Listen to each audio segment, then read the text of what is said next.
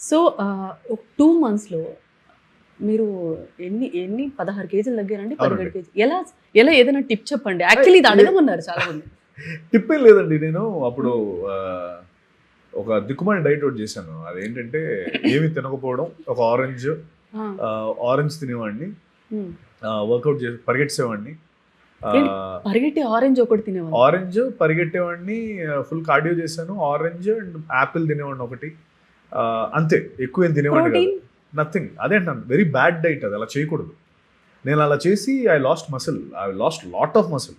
నేను అది ఎవరిని కాంటాక్ట్ చేయలే, నో ట్రైనర్, నథింగ్. నేనే నా అంతటా ఇప్పుడు తగ్గాలంటే ఏం చేయాలి, తినకూడదు. సరే తినడం మానేద్దాం, తినడం మానేశాను. అలా చేయకూడదు. యెస్. నేను అది రాంగ్ చేశాను. 16 కేజీలు తగ్గాను. పేషెంట్లో అయిపోయాను కంప్లీట్లీ. పూరి గారు అప్పుడు గుర్తుపట్టలేదు నన్ను. రెండు నెలల తర్వాత ఏంటి ఇలా అయిపోయావు అంటే, మళ్ళీ 2 కేజీలు పెరిగిరా అని చెప్తే మళ్ళీ వెళ్ళి అవునా? 90 నుంచి 74 అయిపోయాను. మళ్ళీ 76 అయ్యి వెళ్ళాను ఆయన దగ్గర. ఓకే. అండ్ కానీ అప్పుడు జాబ్ కూడా అసలు వదలొద్దని పూరి గారు చెప్పారు కదా మీకు. అవునండి, అవును. Yes. అంటే ఆయనకు ముందు తెలీదు, తర్వాత తెలిసింది. అప్పుడు లేదు, ఇలాగే చేయు, ఎంతవరకు అయితే అంతవరకు ట్రై చేస్తూ ఉండు అన్నారు. పూరి గారు అంటే లైక్ జ్యోతిలక్ష్మి టైంలో ఎవరికి తెలియదు నేను ఉద్యోగం కూడా చేస్తాను ప్యారలల్గా. ఎందుకంటే నా భయం ఒకళ్ళు చెప్తే తీసేస్తారేమో సినిమా నుంచి అని, అందుకని ఎవరికి చెప్పలేదు. Okay. సో జాబ్లో కూడా ఎవరికి తెలియదు నేను సినిమా చేస్తానని. కానీ భలే మేనేజ్ చేశారండి. బాగా చాలా మేనేజ్ చేశారు.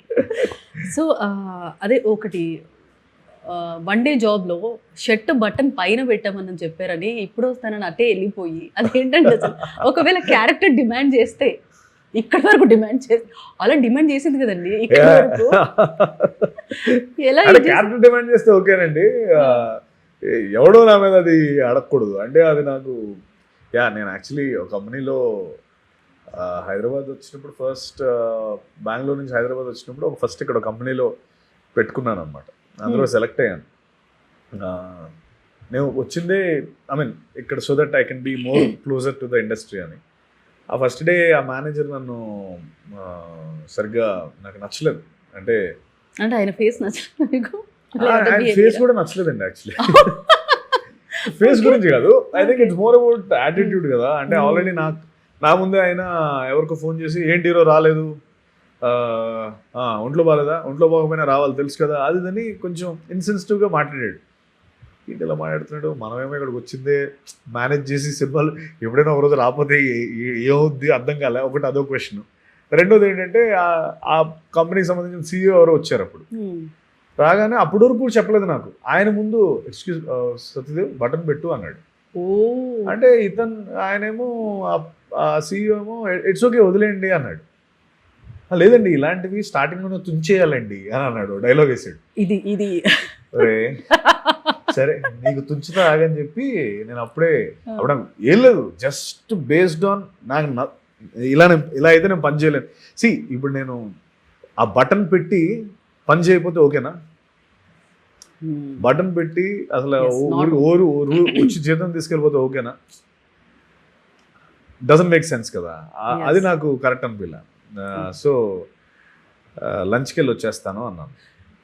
10 నిమిషాల్లో రావాలి, లంచ్ ఎక్కువసేపు చేయకూడదు అన్నాడు. 10 నిమిషాల్లోనే వస్తాను అన్నాను. ఆ 10 నిమిషాలు 10 ఏళ్ళు అయింది.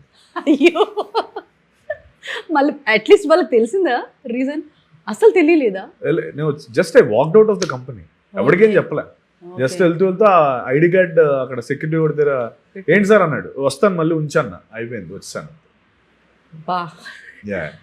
ఉద్యోగం లేదు అప్పుడు, మళ్ళీ ఎదుక్కున్నాను చచ్చినట్టు.